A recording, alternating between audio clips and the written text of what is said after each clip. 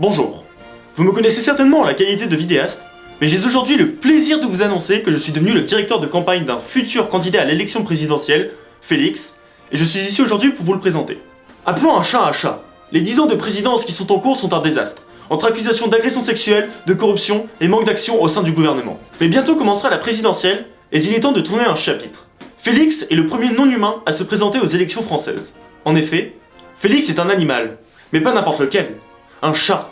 Un être doté d'un savoir, d'une sagesse et d'un charisme.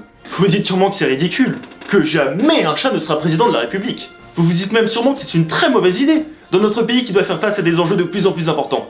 Et pourtant, je suis ici pour vous prouver que la politique et le chat sont faits l'un pour l'autre. Mais, tout d'abord, réfléchissez-y. Vous vous trouvez moderne ou ouvert d'esprit? Vous êtes contre le racisme, le sexisme, le validisme et l'homophobie, et pourtant, vous restez spéciste. Ne trouvez-vous pas qu'il y a là une certaine incohérence? Laissez-moi vous dire que si vous ne laissez pas un animal devenir président, alors vous ne valez pas plus qu'un vulgaire chat de gouttière. Nous sommes au XXIe siècle, que diable! Je pense que cet instant est le bon pour transformer notre vision concernant la cause animale. De plus, accepter qu'ils occupent des postes conséquents servirait à leur inclusion. C'est bien beau d'avoir une loi sur la parité, mais il nous faudrait aussi une loi sur la charité envers ces pauvres animaux injustement cantonnés au foyer. Personnellement, je trouve que considérer que le chat doit rester à la maison est une idée particulièrement rétrograde. Alors demandons-nous, qu'avons-nous à... Excusez-moi, j'ai un chat dans la gorge. Je disais, qu'avons-nous à reprocher à nos dirigeants actuels? La corruption? Les abus sexuels? Le manque d'action? Mais rien de tout ça ne pourra toucher les Français avec Félix président. En effet, avec notre candidat, vous pourrez être sûr qu'il n'y aura pas de scandales de viol qui sont malheureusement trop présents dans nos gouvernements. Félix est encastré depuis plus de 10 ans et très fier de l'être. Et puis, il n'y aura pas non plus de corruption, ce fléau qui touche même le plus sage des ministres. En effet, au chat suffit un bol de lait, ou même d'eau. Pas besoin d'un chalet ou d'un château à un prix exorbitant. Vous me direz que le chat est paresseux.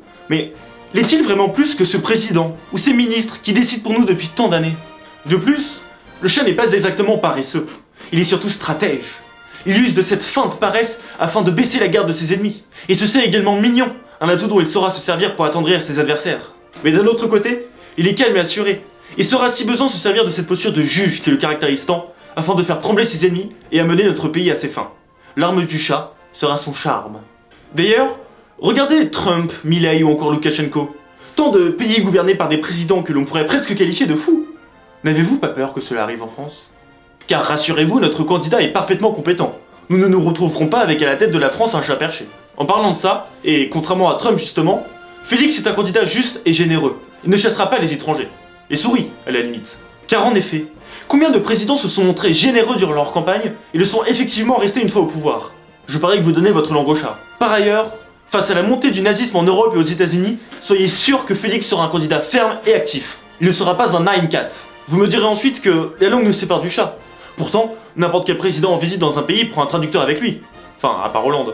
Le chat ne parle peut-être pas notre langage, mais nous pouvons le tourner à notre avantage. Ce serait l'occasion d'introduire une nouvelle LV3, en l'espace de quelques mois. Elle développera la France, et nous permettra de communiquer avec aisance. Il s'agit d'un coche à ne pas manquer, si nous voulons nous moderniser. De plus, du fait de sa condition animale, Félix pourrait étendre les horizons économiques de notre pays. Nous pourrions par exemple être approvisionnés en bois par des castors bûcherons, former des unités de poules ou de vaches volontaires. Ainsi, notre pays rayonnera dans le monde entier, en étant pionnier dans le domaine animalier et éthique. Voulez-vous un super pouvoir en un seul abracadabra? Voulez-vous être ouvert d'esprit et aider les plus faibles? Voulez-vous entrer dans les livres d'histoire? Voulez-vous enfin aider la cause animale et amorcer la plus grande révolution de ce siècle? Alors, votez Félix!